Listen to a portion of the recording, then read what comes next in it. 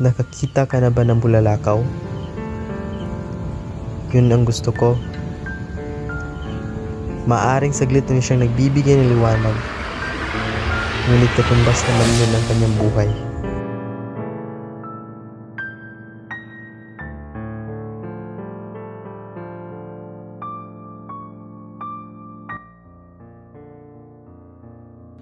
Paano ba yan? Talo ka na naman.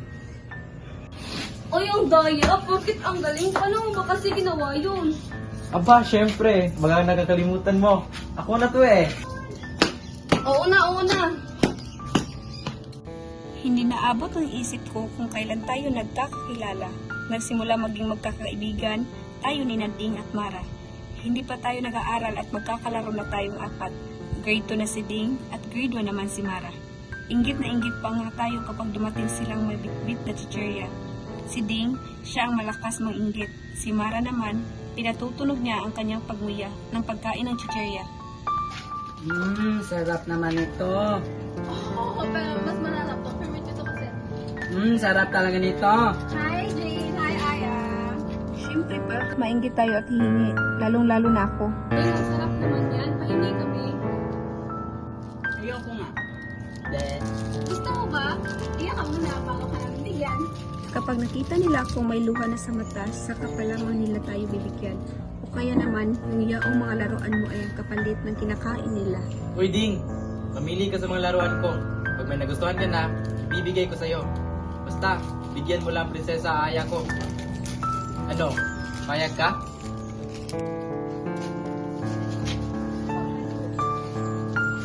Sige, payag ako. Ganon lang naman tayong apat pero paglatag ng dilim, tayo pa rin ang magkakasama. Sa lungsod tayo lumaki. Wala tayong matambayang bukid, sagingan, o nakatumbang punong mauupuan. Kaya sa may balkonahin namin tayo nagpapalipas ng oras. 2 palapag ang bahay namin. Ang balkonahin namin ang naging silbing munting daigdig ng ating kamusmusan. Dito tayo nagpipiknik, nagkwikwentuhan, naghaharutan.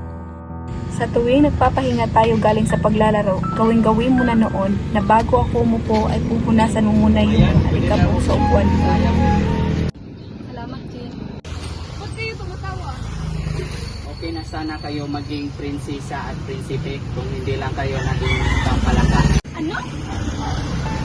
Hala! Ding! May multo! Ha? Saan?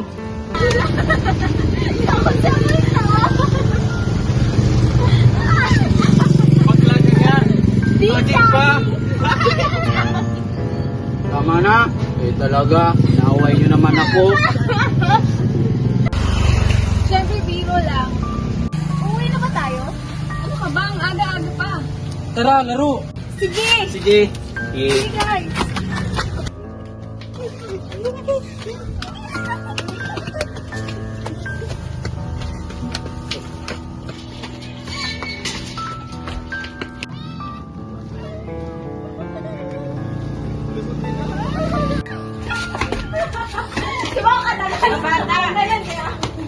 Uwi na muna kayo sa inyo at pagka nanganak na kayo. Balik na lang kayo rito bukas. Sige po, tita. Para, sabay na lang tayo. Butas ulit ha.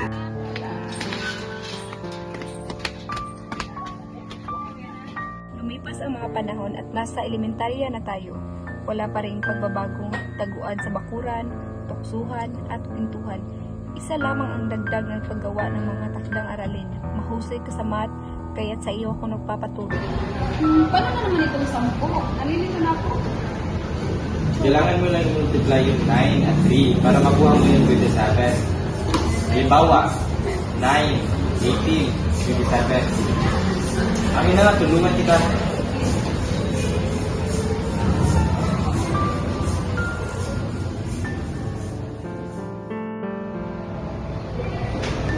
Oh, ayan, tapos na. Bakit naman kasi parang ang dali-dali lang pagdating sa'yo? Salamat, Jane. Sus, wala yun.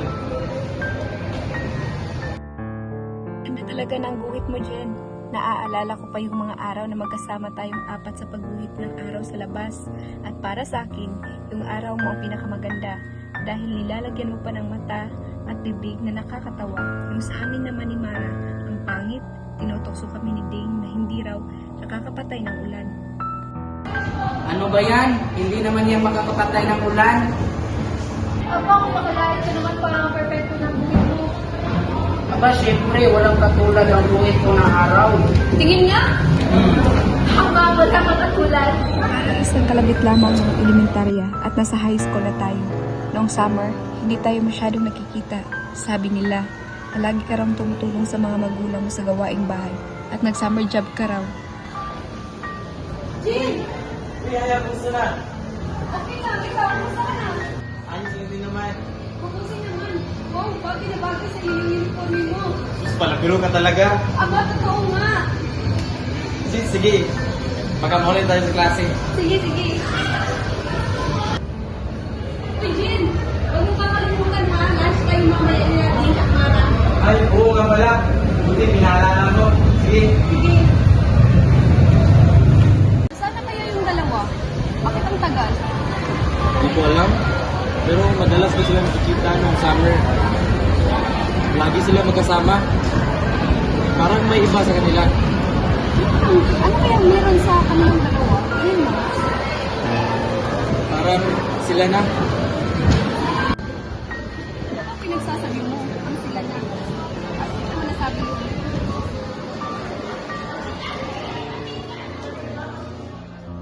Nagsimula nang mawala ng pang-akit sa atin ang taguan, piknik, laruan at habulan. Nagsimula na rin humiwalay si Ding at Mara sa atin. Maraming pagbabago, hindi lamang ang pagbabagong pisikal kundi sa isip at damdamin. Ang mga pagbabagong hindi ko mawari kung ikakalungkot o ikakatuwa ko.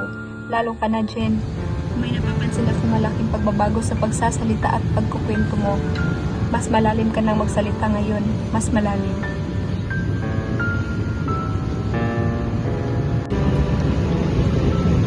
Aya? Bakit? Pasdan mo mga between. Ang dami-dami.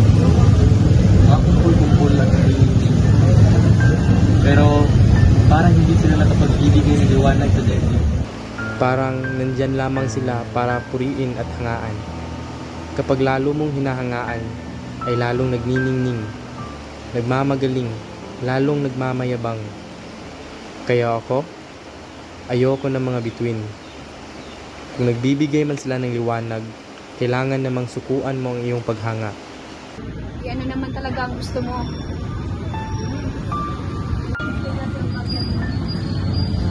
Nakikita ka na ba ng bulalakaw? Yun ang gusto ko.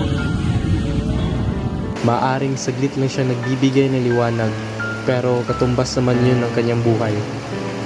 At bigla-bigla na lamang siyang naglalaho na para bang nahihiya siyang mapasalamatan. Maaring sa isang pulo ng kalawakan siya ay hihimlay, ngunit makakaasa kang siya ay babalik bukas o sa isang taon o sa ibang panahon. Babalik siya habang nabubuhay ang daigdig sa dilim ng mga bituin. Lumipas ang panahon, karang kahapon lang ay si Ding at Mara ay nagtapos. Ngayon ay tayo naman. Uy, congrats pala sa ating dalawa. Uy, ito regalo ko para sa'yo. Salamat ha. Ito para sa din sa'yo. Pasensya ka na, yan lang nakaya ko. Wala kasi akong pabili kaya yan lang nakayanan. Sa bahay mo na yung buksan ha. Nahihiya kasi ako. Sus, ano ka ba? Mas appreciate ko sa iyo yung sarili mong gawa. Pero sige, kung yan ang gusto mo, sa bahay ko lang ito buksan. Pero, hindi na ako magpakuntay. Buksan ko na kaya? Sa bahay na lang, Aya. Nahihiya talaga ako. Sige na nga. Pero dahil sabik na rin ako mabuksan ang regalo ni Jin sa akin, nagpaalam muna akong pumunta sa CR. Binuksan ko ang regalo na liham ni Jin. Nabasa ko roon ang iyong pagbati at dalangin na sana ay mabot ko kung ano man ang aking pinangarap. Isang araw, nag-uusap tayo kung anong kurso ang kukunin natin sa kolehiyo. Medisina ang gusto ko at alam ko na talaga kung ano ang gusto ko noon. Pero ikaw, parang hindi ka pa sigurado kung anong pipiliin mo. Yan kasi yung kurso Iba din ang Prinsesa Aya. Magiging doktor. Siyempre, pangarap ko yun eh. Parang ang sarap pakinggan na. Doktora Aya. Bolero ka naman. Uy, totoo kaya? Ikaw ba? Ano bang kurso gusto mong kukunin? Fine arts yung gusto kong kunin, pero gusto rin ni Papa na mag-engineer ako. Ayos lang yun. Magaling ka rin naman sa math. Aba, oo naman. Baka ikaw yung mag-iiwan ha. Basta, parehas yung universidad na papasukan natin ha. Walang maghihiwalay. Mga adventures natin, mga kulitan na kasama ka. Huy, nakikinig ka ba? Walang maghihiwalay ha. Ang bilis ng panahon, no? Graduate na tayo ng high school at sa kalaunan ay nagkolehiyo na. Nagtataka ko dyan dahil hindi kita nakita nung unang araw ng klase.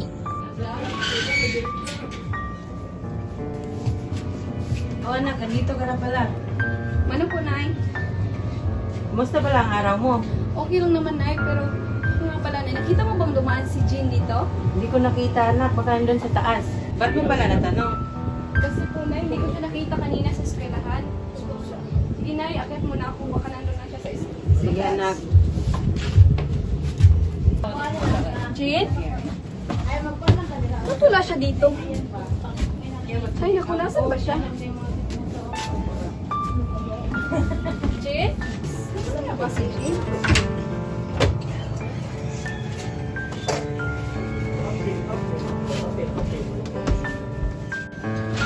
Uy, Jean! Saan ka ba nanggaling? Uy, Aya. Isa na ngayong pinakamagandang doktora. Kamba, bolero ka talaga. Tumigil ka nga. Bolero ka talaga. Teka, saan kolehiyo ka ba nag-enroll? Hindi man lang kita nakita kanina sa eskwelahan. Nagtatrabaho na ako eh. Maganda na ngayong nagtumigil na ako eh. Kasi kumikita na ako. At higit sa lahat, hindi pa ako na-stress sa mga gawain. O diba? Ang saya ng buhay, Aya. Ang saya.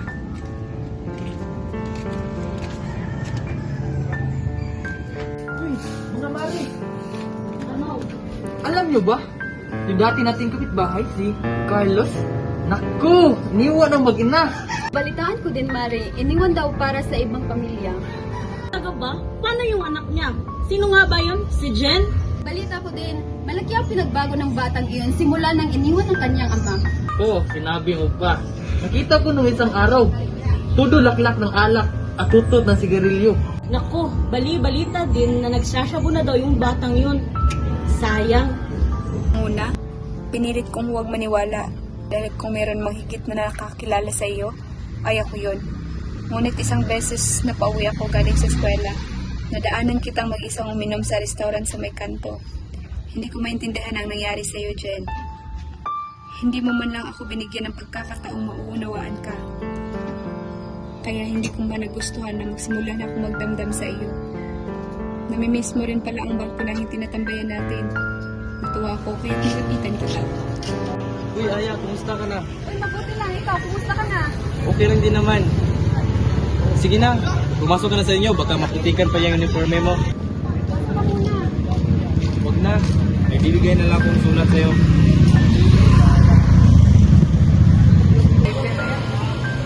Salamat dito ah. Nga pala, punta ka sa dibuko. Lalakit na. Bawal umabsent. Ah, talaga ba? Maganda yan. Talaga lang, kaya dapat pumunta ka. Tsaka hindi na rin tayo masyadong nag-uusap. Namimiss ko na yung kaibigan ko. Sus, galing mo talaga mambola. Wala? Hindi ah. Hindi ko masisigurong makakapunta ako kasi baka may trabaho ko niyan eh. Ay, ganun ba? Babawin lang ako sa'yo. Ay, hindi na. Naiintindihan naman kita eh. Saka ba? Pasensya na talaga. Okay lang yun, Jean. Basta, mag-ingat ka palagi ha. Huwag ka masyadong mag-overtime. Baka magkasakit ka niyan. O paano? Pasok na ako. Oh, sige. Paalam. Sige, paalam. Mag-ingat ka ha.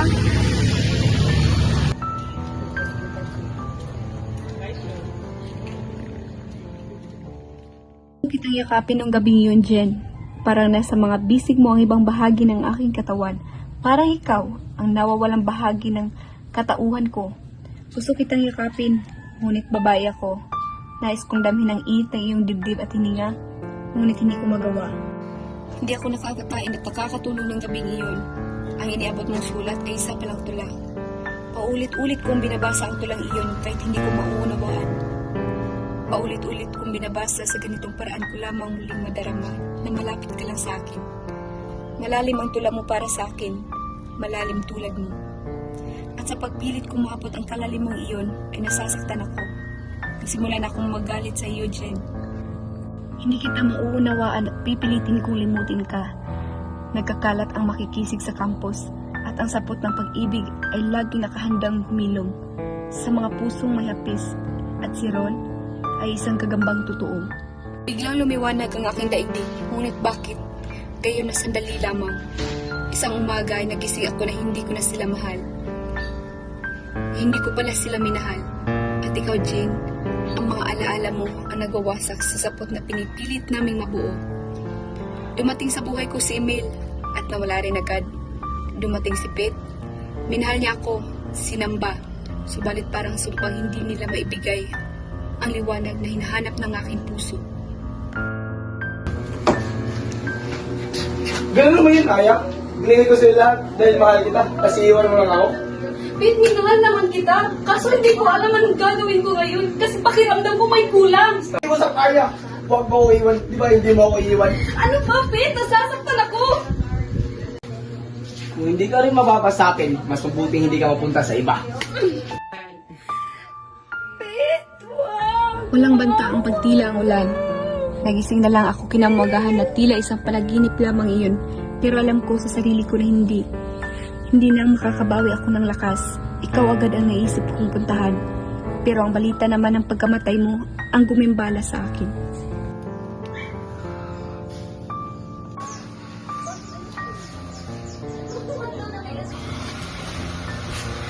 Ay, Mare, narinig niyo na ba nangyari sa binata ni Carlos? Ay, binata ni Carlos, yung iniwan para sa ibang pamilya. Ah, yung batang palaging gumagamit ng illegal na droga? Yung palaging lasing? Oo, siya nga. Ano pang nangyari? Tagpuan daw na may laslas sa pulsuhan. Nabalitaan ko nga, at ang mas malala pa daw, putok ang ulo dahil sa kanyang pagkakatok sa dingding ng kanyang kwarto. Diyos mio! Start. Kaya pala namatay si Jan. Ano? Hindi yan totoo! Buhay si Jen! Buhay siya! Hindi! Buhay si Jen! Buhay Buhay si Jen! Totoo! Buhay si Jen! At iyon ang araw na naging tulang itim na lamang ang kulay ng aking mundo. 3 buwan na ang nakalipas mula nang nangyari iyon. Okay na ako ngayon, Jane. Naririto na ako sa balkonahin na naging saksi ng ating kabataan. Kahuhupa lang ng isang napakalakas na ulan. Pasensya ka na, Jean. Pangit lang uli kasi ang araw na aking nagawa. Kaya, hindi dito napatay ang ulan. Ang sarap tumambay dito sa balkonahing malamig. Ganda ng panahon ngayon, sana hindi ulan. Uy, Mare, pasin yung mga babae yan? Ay, nako. Hindi na nga yan umaalis dyan. Maghapon na nga yan nakatunganga. Hindi na nga daw yan kumakain o natutulog. Nagkaganyan lang naman yan mula nung namatay ang binata ni Carlos na si Jen. Hala, Diyos ko.